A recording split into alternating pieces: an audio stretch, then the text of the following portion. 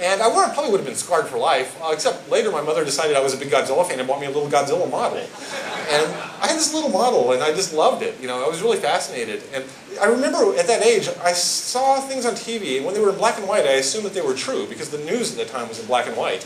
And so if it was color, I knew it was a story. If it was black and white, it was real. The original Godzilla was black and white, so I assumed Godzilla was real. And I remember actually being a little disappointed when I was a kid to find out that he wasn't actually real. But Godzilla actually has had 28 movies made up to this point. And unlike James Bond, he has a star on the Hollywood Walk. Now, Godzilla started back in the 50s when drive-ins were big and creature features were perhaps one of the biggest genres for the drive-ins. Within the creature feature genre, there were really two subgenres. There were basically the little animal made really, really big and the man in a rubber suit. Godzilla was a prime example of the second here. The archetypes in Godzilla were actually the other monsters. You know, sometimes they were good, sometimes they were evil. They all had special superpowers. They all had agendas. The settings were actually interesting. The original Godzilla movies, he would go to very famous locations, historical locations, and destroy them.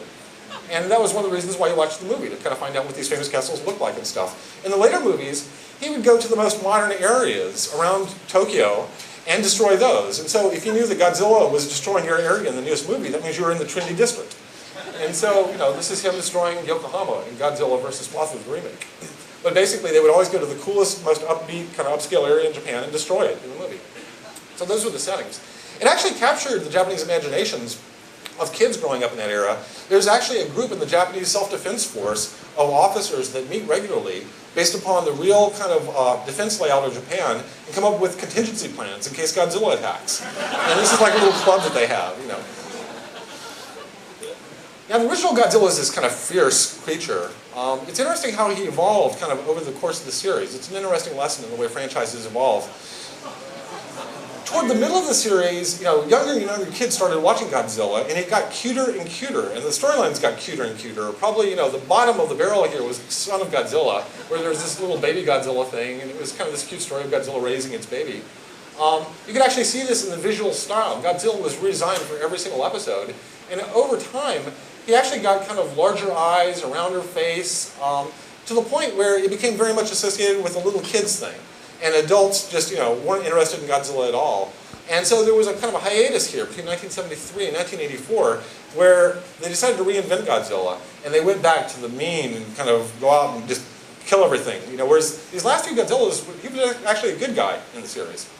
So it's kind of interesting looking at the way franchises can evolve over time. Looking at SimCity over time, we've had several sequels, and in general the complexity has kind of risen with each one.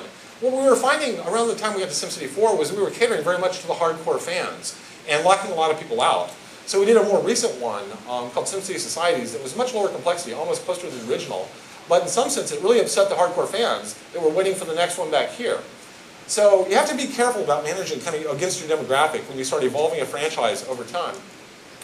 Battlestar Galactica was actually a very interesting example of this. They had the original series back in 1978. How many people saw the original Battlestar Galactica? Okay, so a good number of you actually remember this. And there's the new one, of course, made in 2004 when they started. The original one was this very colorful 70s kind of upbeat storyline type thing. The new one was much darker, you know, kind of gritty, realistic, really interesting storylines, kind of reflecting the times a little bit more accurately. What's even more interesting is they kind of realized that the Cylons that would appeal to a 12-year-old boy would not be the same Cylons that would appeal to, let's say, a middle-aged man. So they did a really interesting job of kind of reinventing that franchise, you know, from the old one to the new one. There's an amount of ownership that when people kind of get in these worlds, you want them to feel like they're not just going to hear a story or play a game that you've made for them, but you want them to come away and feel like they're a part of it, that they own it, that they have some kind of creative stake in what's going on.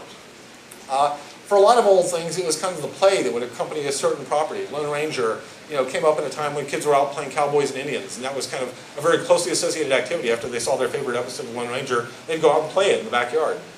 You know, more likely today, it's, you know, playing lightsaber duels or whatever. We've seen with the internet, there's this power of collective effort.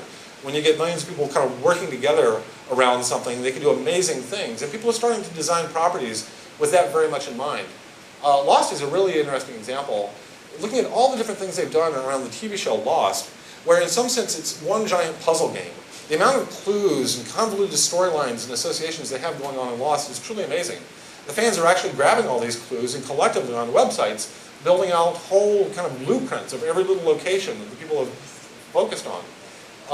One scene that appears on screen for a few seconds, fans will take, photo process, analyze, go out, translate every little bit of scribble, zoom in, start collecting these little things, tying them to different theories, and it's this amazing multi-dimensional kind of layered puzzle game that people are playing as they're watching the show. They've even actually kind of recreated an entire map of the island pretty accurately based upon all the clues and all the episodes that they've compared notes on. Which is almost the reverse process that Robert Louis Stevenson went through when he was writing Treasure Island. First thing he did was draw an interesting map with a lot of little kind of interesting nooks and crannies, and then sat there and imagined all these storylines that could occur over this map. So in some sense, he was using the map to generate the stories. Fans are using the stories to generate the map. And it's actually kind of interesting to look at how similar these maps are. If you actually look at them, there are a lot of similarities between the two. Now this is actually a technique that a lot of writers use, where they actually start with a landscape and then let the landscape suggest the story to them. Frank Baum, when he was creating The Wizard of Oz, every time he wrote a new Oz book, he would basically expand an area of Oz. And so all these outlying districts were basically new books, and he would kind of slowly accrete the world with the books as he expanded the series. Games, of course, do that very well. We have basically these worlds that we explore, and as we explore the worlds, we are making the story. Us playing the game is creating the story. Somebody who really understood the linkage, I think, between stories and worlds was Walt Disney. He understood that people kind of could go through an environment and it felt like a story as they were experiencing the environment. It felt like their story. It felt very personal to them. He also had a very strong interest in the future. So a lot of the things he worked toward were building environments where people could experience aspects of the future today. We're all familiar with Disneyland, Tomorrowland, where he was basically trying to give us that feeling. The original Disneyland was very ambitious. He actually had a plan before this, which was originally just going to be like a 6-acre park. They had like a little railroad and a couple of attractions, and that was it. And he had a hard time financing it and getting people in Burbank to let him build it. And then he started to talk to people, and he got kind of more grandiose with his plans. And to finance this park, he actually did a deal with ABC for the Wide World of Disney. And the television show helped him finance the construction of the original Disneyland. From the success of that, he kind of springboarded and bought a huge amount of property in Florida, where his kind of plan for Disney World was being hatched. Now, his original plan for Disney World was much more elaborate than what exists there even today. He originally was expecting to build this state-of-the-art kind of futuristic airport down here, an entrance complex, an industrial park, this whole city called Epcot, and then the Magic Kingdom up here. His original concept for Epcot is not what it is today. It was actually a full city of about 40,000 people with futuristic transportation, garbage collection, power distribution, and everything. And this was never actually realized, although they have built this place called Celebration, which is a much smaller, but it's still kind of creepy in terms of like having Disney as your overlord. But Celebration is interesting because it's actually about the only spot in the US that has carved out its own legislative district that's governed by a private enterprise. So it's actually governed by the Disney Corporation, exempt of a lot of local Florida laws. Now looking at trends kind of moving forward for these worlds, in games there's this concept of the magic circle, that when we're playing a game together, we agree to be bound by the rules of that game. People outside the circle are not bound by those rules, they're not part of the game. This is kind of a social convention that we have in games. Stories have very much the same thing. People sitting around, campfire listening to a story are bound, by this almost story circle. We actually have different versions of this through time. It's gotten kind of more formalized, more constructed as we started building theaters and whatnot. This idea that as a group we're going to sit and experience a story together. When the television came out, people started kind of moving this activity back to smaller groups, into their homes and living rooms. And nowadays, people are sitting there watching, their personal little movies on their iPods. So in some sense, we're seeing these story circles fracture into all different sizes. It started out as these very large groups experiencing these stories together, are now becoming these almost fractal-like little things from large to small, where I can even experience the same thing, in the theater, in a living room on my DVD, or on my iPod sitting on the bus.